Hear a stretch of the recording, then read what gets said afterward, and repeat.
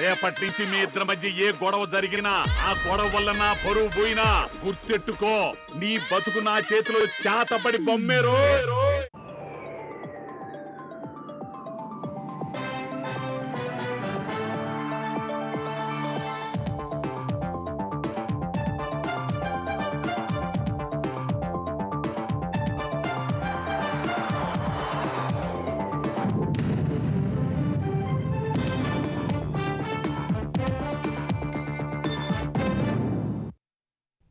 నమస్కారం, ETV news కు స్వాగతం. ముఖ్యాంశాలు. అమెరికా ఇరాన్ మధ్య చర్చలు విఫలం. అగ్రరాజ్యం ఉపాధ్యక్షుడు జేడీ వాన్స్ ప్రకటన. ఒప్పందం లేకుండానే వెనుతిరుగుతున్నట్లు వెల్లడి. ఇరాన్తో చర్చలపై అమెరికా కీలక వ్యాఖ్యలు. ఒప్పందం పెద్ద విషయమేమీ కాదన్న ట్రంప్. యుద్ధం గెలిచినట్లు పునరుద్ఘాటన. తొలిసారి హార్మూజ్ ను దాటిన యుఎస్ యుద్ధ నౌకలు. మందు పాత్రలను తొలగిస్తామన్న పెంటగాన్. ఖండించిన ఇరాన్ సైన్యం.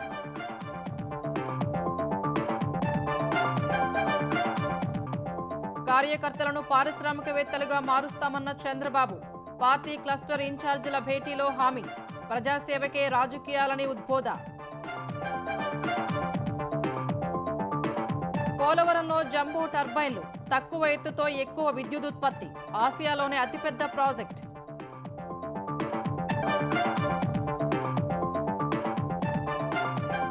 సంగారెడ్డి జిల్లా ఐలాపూర్ తండాలో అర్ధరాత్రి వరకు కూల్చివేతలు. 15,000 కోట్ల విలువైన భూములను కాపాడామన్న హైడ్రా. కోర్టు ఆదేశంతోనే చర్యలని వెల్లడి. మహిళా రిజర్వేషన్ల చట్ట సవరణకు మద్దతు కోరిన ప్రధాని. ఎంపీలకు లేఖలు. పార్టీలకు అతీతంగా కలిసి రావాలని పిలుపు.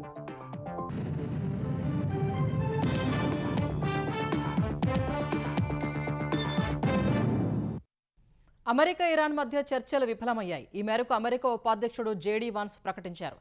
ఒప్పందం లేకుండానే అమెరికాకు తిరిగి వెళుతున్నట్లు మీడియాకు ఆయన తెలిపారు. Marshall Munir, who were both incredible hosts, and whatever shortcomings in the negotiation, it wasn't because of the Pakistanis, who did an amazing job and really tried to help us and the Iranians bridge the gap and get to a deal. We have been at it now for 21 hours, and we've had a number of substantive discussions with the Iranians. That's the good news. The bad news is that we have not reached an agreement, and I think that's bad news for Iran much more than it's bad news for the United States of America. So we go back to the United States having not come to an agreement. We've made very clear what our red lines are, what things we're willing to accommodate them on, and what things we're not willing to accommodate them on. And we've made that as clear as we possibly could, and they have chosen not to accept our terms. Questions? Sir, Nick Robertson from CNN. Precisely what have they rejected here? Can you help us understand it a little bit? Well, I won't go into all the details because I don't want to negotiate in public after we've negotiated for 21 hours in private. But the simple fact is that we need to see an affirmative commitment that they will not seek a nuclear weapon, and they will not seek the tools that would enable them to quickly achieve a nuclear weapon. That is the core goal of the President of the United States, and that's what we've tried to achieve through these negotiations. Again, their nuclear program, such as it is, the enrichment facilities that they had before, they've been destroyed. But the simple question is, do we see a fundamental commitment of will for the Iranians not to develop a nuclear weapon, not just now, not just 2 years from now, but for the long term? We haven't seen that yet. We hope that we will. Jen. Was there a framework on anything? And also, did the Iranian frozen assets come up? And did you reach any conclusions on those frozen assets?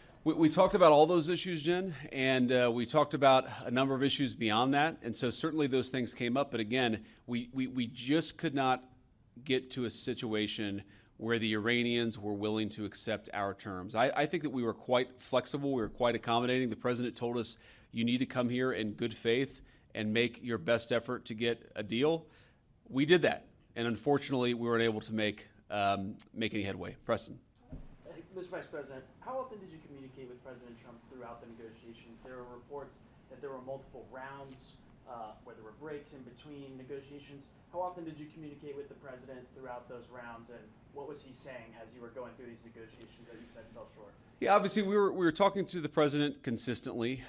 I don't know how many times we talked to him, a half dozen times, a dozen times over the past 21 hours. We obviously also talked to Admiral Cooper, to Pete, to Marco, to the entire national security team. We talked to Scott Bessent a number of times. So look, we were constantly in communication with the team because we were negotiating in good faith. And we leave here with a very simple proposal, a method of understanding that is our final and best offer. We'll see if the Iranians accept it. Thank you. పాకిస్తాన్లో America Iran మధ్య జరిగిన చర్చలను అత్యంత లోతైనవిగా America అధ్యక్షుడు Donald Trump తెలిపారు. White house వెలుపల మీడియాతో మాట్లాడిన ఆయన ఇరాన్పై ఇప్పటికే తాము సైనిక విజయం సాధించామన్నారు. ఉపాధ్యక్షుడు జేడీ వాన్స్ నేతృత్వంలో జరుగుతున్న చర్చల ప్రాముఖ్యతను తగ్గించేలా మాట్లాడారు. అక్కడ ఏం జరుగుతుందనేది తనకు అనవసరమని, ఎలా చూసినా గెలుపు అమెరికాదే అని ట్రంప్ వ్యాఖ్యానించారు. ఒకవైపు చర్చలు చాలా లోతుగా జరుగుతున్నాయని అంటూనే మరోవైపు హర్మూజ్ విషయంలో మాత్రం వెనక్కి తగ్గేది లేదన్నారు. ఒప్పందం కుదిరినా కుదరకపోయినా జలసంధిలోని మైన్లను తొలగించి తీరుతామని ట్రంప్ తేల్చి చెప్పారు. పాకిస్తాన్లో శాంతి చర్చలు జరుగుతున్న వేళ అమెరికాకు చెందిన 2 యుద్ధ నౌకలు తొలిసారి హర్మూజ్ జలసంధి గుండా ప్రయాణించినట్లు తెలుస్తోంది. యుఎస్ఎస్ ఫ్రాంక్ ఈ పీటర్సన్, యుఎస్ఎస్ మైఖేల్ మర్ఫీ అనే యుద్ధ నౌకలు సురక్షితంగా ప్రయాణించాయని పెంటగాన్ తెలిపింది. ఇరాన్ అధికారులతో సమన్వయం చేసుకోకుండానే అమెరికా యుద్ధ నౌకలు జలసంధిని దాటి వెళ్లినట్లు తెలుస్తోంది. సముద్రంలో ఇరాన్ అమర్చిన మందు పాత్రలను తొలగించేందుకు యుద్ధ నౌకలు గాలిస్తున్నట్లు పెంటగాన్ తెలిపింది. అయితే అమెరికా వాదనను ఇరాన్ ఖండించింది. జలసంధిని దాటేందుకు ప్రయత్నించిన ఓ యుద్ధ నౌకను హెచ్చరించి వెనక్కి పంపినట్లు ఐఆర్జీసీ తెలిపింది. తమ ప్రాదేశిక జలాల్లోకి ఇతరులకు ప్రవేశం లేదని, తమ గగనతలం లేదా సముద్ర జలాల సరిహద్దులను అతిక్రమిస్తే తీవ్ర పరిణామాలు ఉంటాయని హెచ్చరించింది. పాకిస్తాన్లో జరుగుతున్న శాంతి చర్చల్లో పాల్గొంటున్న ఇరాన్ పాఠశాలలపైన అమెరికా దాడులు చేసిన విషయాన్ని ప్రపంచానికి చాటే ప్రయత్నం చేసింది. శాంతి చర్చల్లో పాల్గొనేందుకు ఇరాన్ పార్లమెంట్ స్పీకర్ మొహమ్మద్ బాఖేర్ ఖలీబాఫ్ సారథ్యంలోని బృందం ఇస్లామాబాద్కు చేరుకుంది. ఆ బృందం తమతో పాటు అమెరికా దాడిలో చనిపోయిన పాఠశాల విద్యార్థులు ఫోటోలు, రక్తంతో తడిసి ముద్దైన వారి బ్యాగ్లను విమానంలో తీసుకొచ్చింది. ఫిబ్రవరి 28న ఇరాన్పై అమెరికా, ఇజ్రాయెల్ సంయుక్తంగా దాడులు ప్రారంభించాయి. తొలి రోజు అమెరికా జరిపిన క్షిపణి దాడిలో మినాబ్లోని పాఠశాల ధ్వంసమైంది. ఈ దాడిలో 165 మంది విద్యార్థులు మృతి చెందారు. ఆ విషయాన్ని ప్రపంచానికి చాటేందుకు ఇరాన్ ప్రతినిధులు అమెరికా జరిపిన వైమానిక దాడిలో చనిపోయిన విద్యార్థుల ఫోటోలు, వారి బ్యాగ్లను విమానంలో తీసుకొచ్చినట్లు తెలుస్తోంది. భారత్ మరోసారి ఇరాన్కు ఆపన్న హస్తం అందించింది. భారీ మొత్తంలో ఔషధాలు, వైద్య సామాగ్రిని 2వ విడతగా టెహ్రాన్కు తరలించింది. అమెరికా, ఇజ్రాయెల్ దాడుల్లో ఇరాన్లోని ఫార్మా సంస్థలు ధ్వంసం కావడంతో పలు రకాల ఔషధాలను అందజేసింది.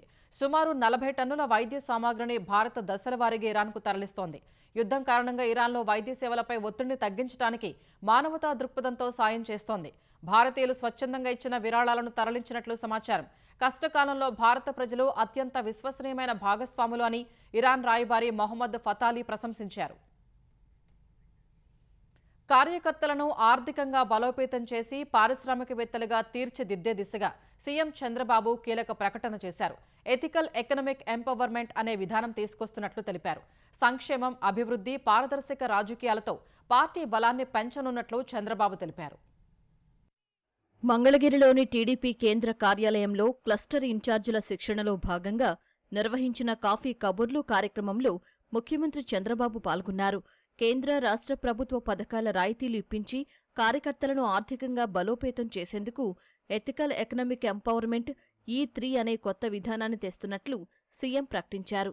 తద్వారా వారిని పారిశ్రామికవేత్తలుగా తీర్చిదిద్దుతామన్నారు. నీతి, నిజాయితీలతోనే విలువలతో కూడిన రాజకీయాలు చేయగలమని చెప్పారు. రాజకీయాల్ని జీవనోపాధిగా ఎంచుకోకూడదని, ప్రజలకు సేవ చేయడానికే ఇందులోకి రావాలని స్పష్టం చేశారు. క్షేత్రస్థాయిలో సంక్షేమ పథకాలు, అభివృద్ధి కార్యక్రమాల అమలు, సోలార్ రూఫ్టాప్ల ఏర్పాటుపై వారి అభిప్రాయాలు తెలుసుకున్నారు. ప్రభుత్వం అమలు చేసిన సంక్షేమ, అభివృద్ధి కార్యక్రమాలు, భవిష్యత్ ప్రణాళికల్ని వారికి వివరించారు. వైసీపీ దుర్మార్గాలు, తాజా రాజకీయ పరిస్థితులపై సామాన్య కార్యకర్తలకు సైతం అవగాహన పెంచుకోవాలని సూచించారు. క్షేత్రస్థాయిలో సంక్షేమ, అభివృద్ధి కార్యక్రమాలతో పాటు ప్రభుత్వం పడుతున్న ఆర్థిక ఇబ్బందుల్ని ప్రజలకు అర్థమయ్యేలా వివరించాలన్నారు. రాష్ట్రంలో క్లీన్ ఎనర్జీని ప్రోత్సహించడంతో పాటు క్లీన్ పాలిటిక్స్ కూడా చేస్తున్నామని వెల్లడించారు. క్లీన్ పాలిటిక్స్కు కేరాఫ్గా టీడీపీను నిలపాల్సిన బాధ్యత కార్యకర్తలదే అన్నారు. రాబోయే ఏ ఎన్నికైనా టీడీపీ ఓటు బ్యాంకు పెరగాలని స్పష్టం చేశారు. సోలార్ రూఫ్టాప్ల వినియోగంతో విద్యుత్తు బిల్లుల భారం తగ్గిందని పలువురు కార్యకర్తలు చంద్రబాబు దృష్టికి తెచ్చారు. ఎస్సీ, ఎస్టీలకు ఉచితంగా ఏర్పాటు చేస్తున్నామని సీఎం వెల్లడించారు. బీసీలకు ప్రభుత్వం తరపున 20,000 వరకు రాయితీ ఇస్తున్నామన్నారు. పీఎం కుసుమ్ ద్వారా రాయితీ వస్తుందన్నారు. ఉత్పత్తి అయిన సౌర విద్యుత్తును వినియోగించుకోగా మిగిలిన దాన్ని గ్రిడ్కు విక్రయిస్తే ఆదాయం వస్తుందన్నారు. విద్యుత్ ఛార్జీల భారాన్ని తగ్గించామని, ఇంకా తగ్గించేందుకు చర్యలు తీసుకుంటున్నట్లు తెలిపారు. మే 15న పంటలకు నీళ్లిస్తామని చెప్పారు. జిల్లాల్లో యోగా గురువులను నియమించి శిక్షణ ఇప్పిస్తామన్నారు. అనంతరం వివిధ సమస్యలతో తరలివచ్చిన బాధితుల నుంచి వినతులు స్వీకరించారు. సంగారెడ్డి జిల్లా ఐలాపూర్ తండాలో అర్ధరాత్రి వరకు అక్రమ నిర్మాణాల కూల్చివేతలు కొనసాగాయి. కబ్జా చెర నుంచి దాదాపు 15,000 కోట్ల రూపాయల విలువ చేసి 861 ఎకరాల ప్రభుత్వ భూముల్ని కాపాడినట్లు హైడ్రా ప్రకటించింది. ముఖీం అనే వ్యక్తి న్యాయవాది ముసుగులో ప్రభుత్వ భూముల్ని ఆక్రమించి పేదలకు విక్రయిస్తున్నట్లు తెలిపింది. వివిధ పోలీస్ స్టేషన్లలో అతడిపై 19 క్రిమినల్ కేసులు ఉన్నట్లు హైడ్రా కమిషనర్ రంగనాథ్ వెల్లడించారు. సంగారెడ్డి జిల్లా ఐలాపూర్ తండాలో ఆదివారం అర్ధరాత్రి వరకు హైడ్రా కూల్చివేతలు కొనసాగాయి. కబ్జా చెర నుంచి దాదాపు 15,000 కోట్ల రూపాయల విలువైన 861 ఎకరాల ప్రభుత్వ భూమిని హైడ్రా రక్షించింది. న్యాయవాది ముఖీం ఫామ్ హౌస్ కేంద్రంగా జరుగుతున్న కబ్జాలకు అడ్డుకట్టవేసి అనధికారికంగా నిర్మించిన 6 అంతస్తుల భవనాన్ని నేలమట్టం చేసింది. పోలీసులు, రెవెన్యూ అధికారుల సహకారంతో 6 అంతస్తుల్లో నిర్మించిన కేఏ రెసిడెన్సీలోని అద్దెకు ఉన్న వారిని ఖాళీ చేయించి జేసీబీలతో ఒక్కో అంతస్తు కూల్చేశారు. అక్రమార్కుల చెర నుంచి ప్రభుత్వ భూములను స్వాధీనం చేసుకోవడంపై ఐలాపూర్ వాసులు టపాసులు కాల్చి సంబరాలు చేసుకున్నారు. కొంతకాలంగా ఆపరేషన్ అమీన్పూర్ నిర్వహిస్తోన్న హైడ్రా పెద్ద చెరువు ఎఫ్టీఎల్ బఫర్ జోన్ పరిధిలోని 51 ఎకరాల్లో ఓ ప్రజాప్రతినిధి అక్రమంగా నిర్మించిన షెడ్లను, దుకాణాలను కూల్చేసింది. ఐలాపూర్ తండాలో కబ్జాదారులు 20 ఎకరాల ప్రభుత్వ భూమిని ఆక్రమించుకునేందుకు హద్దురాళ్లు పాతగా రెవెన్యూ అధికారులతో కలిసి స్వాధీనం చేసుకుంది. తాజాగా ఐలాపూర్ తండాలో 100 ఎకరాల్లో ప్రభుత్వ భూమిని అక్రమార్కుల చేతిలో పడకుండా ఫెన్సింగ్ వేసింది. 300 ఎకరాలకు పైగా ప్రభుత్వ భూములను పేదలకు విక్రయించిన ముఖీం భూదందాలను హైడ్రా బయటపెట్టింది. ఐలాపూర్ గ్రామ పరిధిలో 1,263 ఎకరాల ప్రభుత్వ భూమి ఉండగా 400 ఎకరాలకు పైగా భూముల్లో అక్రమ నిర్మాణాలు వెలిశాయి. మిగిలిన 861 ఎకరాల భూములపై ముఖీం కన్నుపడినట్లు గుర్తించిన హైడ్రా అన్యాక్రాంతం కాకుండా ఫెన్సింగ్ వేసింది. 19 ఎకరాల ప్రభుత్వ భూమిని ముఖీం తన తండ్రికి చెందిందని లేఅవుట్ వేసి అమ్మేసినట్టు హైడ్రా అధికారులు నిర్ధారించారు. మరో 21 ఎకరాలు కబ్జా చేసి 2006లో ఫామ్ హౌస్ నిర్మించినట్టు గుర్తించారు. 2010 నుంచి 2025 వరకు ఉన్న శాటిలైట్ మ్యాప్ల ఆధారంగా అక్కడి భూములను పరిశీలించి ముఖీం ఆక్రమణలను హైడ్రా అధికారులు స్పష్టంగా నిర్ధారించారు. రాజగోపాల్ నగర్ కాలనీలో ముఖీం విక్రయించిన ప్లాట్లలో కట్టిన ఇళ్లను, దుకాణాలను 250 వరకు అప్పటి రెవెన్యూ అధికారులు 2023లో కూల్చేశారు. యథాతథ స్థితిని కొనసాగించాలని హైకోర్టు తీర్పు ఇచ్చినప్పటికీ తనకున్న పలుకుబడితో ముఖీం మళ్లీ అక్కడ భూములను గజం 10,000 నుంచి 30,000 చొప్పున 300 ఎకరాలకు పైగా అమ్మేసి సొమ్ము చేసుకున్నట్లు హైడ్రా తేల్చింది. ముఖీంపై 19 క్రిమినల్ కేసులు నమోదైనట్లు తెలిపింది. హైకోర్టు ఆదేశాలను ఉల్లంఘిస్తూ ప్రభుత్వ భూమితో ఎలాంటి సంబంధం లేకుండా అక్రమంగా భూ విక్రయాలు జరిపిన ముఖీం, అతని అనుచరులపై కేసులు నమోదు చేసి కఠినంగా చర్యలు తీసుకోనున్నట్లు హైడ్రా కమిషనర్ రంగనాథ్ తెలిపారు. ఆసియాలోనే అతిపెద్ద జల విద్యుత్ ఉత్పత్తి ప్రాజెక్టుగా పోలవరం హైడ్రో ఎలక్ట్రిక్ ప్రాజెక్టు నిలవనుంది. జంబో టర్బైన్ల సాంకేతికతతో ఈ ప్రాజెక్టును నిర్మించనున్నారు. తక్కువ ఎత్తుతోనే ఎక్కువ కరెంటు ఉత్పత్తి చేసేలా టెక్నాలజీని వినియోగించనున్నారు. 80 మెగావాట్ల ఉత్పత్తి సామర్థ్యంతో 12 యూనిట్లు ఏర్పాటు చేయనున్నారు. ఈ ప్రాజెక్టును 2028 జనవరికి పూర్తి చేయాలని ఏపీ జెన్కో లక్ష్యంగా పెట్టుకుంది. పోలవరం హైడ్రో ఎలక్ట్రిక్ ప్రాజెక్టు పనులు ఊపందుకున్నాయి. తక్కువ హెడ్తోనే అత్యధిక విద్యుత్తును ఉత్పత్తి చేసేలా ఈ ప్రాజెక్టు కోసం సాంకేతికతను ఉపయోగించనున్నారు. ప్రాజెక్టులో వినియోగించే టర్బైన్లు, జనరేటర్లు, ఎలక్ట్రోమెకానికల్ పరికరాలను భారత్ హెవీ ఎలక్ట్రికల్స్ లిమిటెడ్ సరఫరా చేస్తోంది. ప్రస్తుతం పంప్ హౌస్ నిర్మాణం, ఇంజనీరింగ్ పనులు వేగంగా సాగుతున్నాయి. గోదావరి పుష్కరాల నాటికి కనీసం 3 యూనిట్లు ప్రారంభించాలని ఏపీ జెన్కో లక్ష్యంగా పెట్టుకుంది. ఇప్పటికే 4 యూనిట్ల ఏర్పాటుకు అవసరమైన టర్బో జనరేటర్లను బీహెచ్ఈఎల్ అందించింది. వాటిని అమర్చే పనులు జరుగుతున్నాయి.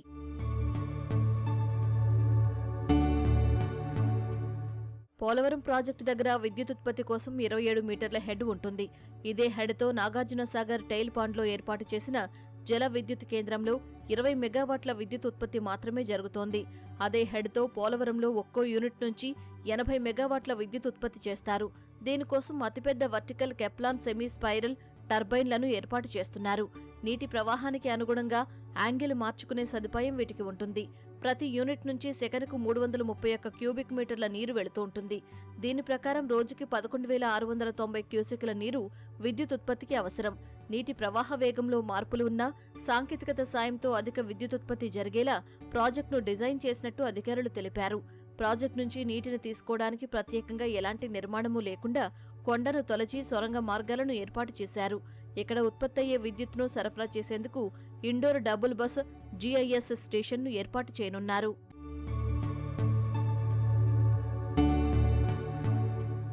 పోలవరం ప్రాజెక్టు నుంచి రోజుకు సుమారు 23 మిలియన్ యూనిట్ల విద్యుత్ ఉత్పత్తి జరుగుతోంది. పీక్ డిమాండ్ సమయంలో అధిక ధరకు బహిరంగ మార్కెట్ నుంచి విద్యుత్ కొనే అవసరం ఉండదు. ఈ ప్రాజెక్టు నుంచి మొదటి ఏడాది 2,285.33 MUల విద్యుత్ ఉత్పత్తి వస్తుందని అంచనా. రాబోయే 40 ఏళ్లలో గోదావరి నదిపై ఇతర రాష్ట్రాల్లో ప్రాజెక్టులు ఏర్పాటై నీటి లభ్యత తగ్గుతుందని భావించిన ఆఖరి సంవత్సరంలో 426.96 MUల విద్యుత్ ఉత్పత్తి జరుగుతుందని అధికారులు అంచనా వేస్తున్నారు. యూనిట్కు 4.57 రూపాయల చొప్పున లెవలైజ్డ్ టారిఫ్తో విద్యుత్ అందుబాటులోకి వస్తుంది. పీక్ డిమాండ్ సమయంలో తక్కువ ధరకు విద్యుత్ అందుబాటులోకి రావడం వల్ల ఏటా విద్యుత్ కొనుగోలు వ్యయంలో సుమారు 1,100 కోట్లు ఆదా కానుంది. ప్రస్తుతం పీక్ డిమాండ్ సమయంలో బహిరంగ మార్కెట్లో యూనిట్ విద్యుత్ 10 రూపాయల చొప్పున డిస్కంలు కొంటున్నాయి. పోలవరం ప్రాజెక్టు అందుబాటులోకి వస్తే అధిక ధరకు విద్యుత్ కొనుగోళ్లపై ఆధారపడడం తగ్గుతుంది.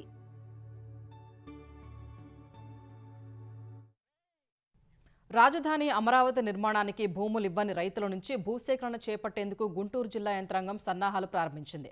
రైతుల్ని ఒప్పించేందుకు కొన్నాళ్లుగా చేస్తున్న ప్రయత్నాలు ఫలించకపోవడంతో భూసేకరణకు సిద్ధమైంది. 22 గ్రామాల పరిధిలో 216.33 ఎకరాలు సేకరించడానికి ప్రకటన విడుదల చేసింది. రహదారులు, మౌలిక వసతుల కల్పనకు అవసరమైన భూముల కోసం భూసేకరణ చేపట్టనుంది. అదేవిధంగా R1 జోన్ గ్రామ కంఠాలు, గ్రామాల్లో ట్రంక్ రోడ్ల నిర్మాణంలో భాగంగా ఇళ్లు, స్థలాలు కోల్పోయే వారికి సంప్రదింపుల ఒప్పంద పథకం కింద రిటర్నబుల్ ప్లాట్లు ఇస్తున్నారు. అందుకు అంగీకరించిన వారి భూములు, స్థలాల సేకరణకు ఆయా గ్రామాల్లో ప్రకటనలిచ్చారు. వాటిని ఆయా గ్రామాల్లోని CRDA కార్యాలయాల్లో ప్రదర్శించారు. 2029 నుంచి 33% మహిళా రిజర్వేషన్లను అమలు చేసేందుకు వీలుగా నారీ శక్తి వందన్ అధినియం చట్ట సవరణలకు ఎంపీలంతా ముక్తకంఠంతో ఆమోదం తెలపాలని ప్రధాని మోదీ కోరారు. మహిళలపై మనకున్న బాధ్యతల్ని నెరవేర్చి వారి రుణం తీర్చుకుందామన్నారు. ఈ మేరకు పార్లమెంట్ సభ్యులందరికీ ప్రధాని మోదీ లేఖలు రాశారు. మహిళలు నాయకత్వం వహించడానికి అవకాశాలు కల్పించినప్పుడే ఏ సమాజమైనా పురోగమిస్తుందని అన్నారు. అంతరిక్షం నుంచే క్రీడలు, సాయుధ బలగాల నుంచి అంకుర పరిశ్రమల వరకు భారత మహిళలు ప్రతి రంగంలో తమ ప్రతిభను చాటుకుంటున్నారని మోదీ పేర్కొన్నారు. పార్టీలు, వ్యక్తులకు అతీతంగా నిలబడాల్సిన తరుణమని 2023లో ఎంపీలంతా నారీ శక్తి వందన్ అధినియంకు మద్దతు పలికిన విషయాన్ని గుర్తు చేశారు. చట్ట సవరణ బిల్లులకు మద్దతు ఇవ్వడమంటే మహిళల పట్ల మన ముఖ్యమైన బాధ్యతను నెరవేర్చటమే అని అన్నారు. కలిసికట్టుగా ప్రజాస్వామ్య సంప్రదాయాన్ని బలోపేతం చేసి చారిత్రక మార్పు దిశగా బలమైన ముందడుగు వేద్దామని మోదీ పిలుపునిచ్చారు. బీహార్ జిల్లాలో ఘోర రోడ్డు ప్రమాదం జరిగింది. కతియార్ జిల్లాలో పికప్ వ్యాన్ను బస్సు ఢీకొనడంతో అందులోని 13 మంది ప్రాణాలు కోల్పోయారు. మరో 30 మందికి పైగా గాయపడ్డారు. 31వ నెంబర్ జాతీయ రహదారిపై ఈ దుర్ఘటన చోటు చేసుకుంది. గాయపడిన వారిలో బస్సు డ్రైవర్ కూడా ఉన్నారు. డ్రైవర్ నియంత్రణ కోల్పోవడం వల్ల ఈ ప్రమాదం జరిగి ఉంటుందని పోలీసులు అనుమానిస్తున్నారు. ఘటనా స్థలంలో 7 చినిపోగా చికిత్స పొందుతూ 6 ప్రాణాలు కోల్పోయారని తెలిపారు. ఈ ప్రమాదంపై బీహార్ సీఎం నితీష్ కుమార్ విచారం వ్యక్తం చేశారు. మృతుల కుటుంబాలకు 2 లక్షలు, క్షతగాత్రులకు 50,000 రూపాయల చొప్పున పరిహారం ప్రకటించారు. దిగ్గజ గాయకురాలు ఆశా భోంస్లే అస్వస్థతకు గురయ్యారు.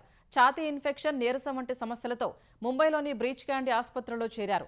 ఆమె ఆరోగ్యంపై సోషల్ మీడియాలో రకరకాల ప్రచారం జరగడంతో ఆమె మనవరాలు జనాయ్ భోంస్లే ఇన్స్టాగ్రామ్ వేదికగా స్పందించారు. అమ్మమ్మ కేవలం అలసట, ఇన్ఫెక్షన్ కారణంగా ఆసుపత్రిలో చేరారని, ప్రస్తుతం చికిత్స కొనసాగుతోందని తెలిపారు. తమ కుటుంబ గోప్యతను గౌరవించాలని విజ్ఞప్తి చేసిన జనాయ్ త్వరలో అమ్మమ్మ కోలుకుంటారని తెలిపారు. అంతకుముందు ఆశా భోంస్లేకు గుండెపోటు వచ్చిందని, ఊపిరితిత్తుల సమస్యతో బాధపడుతున్నారని వార్తలొచ్చాయి.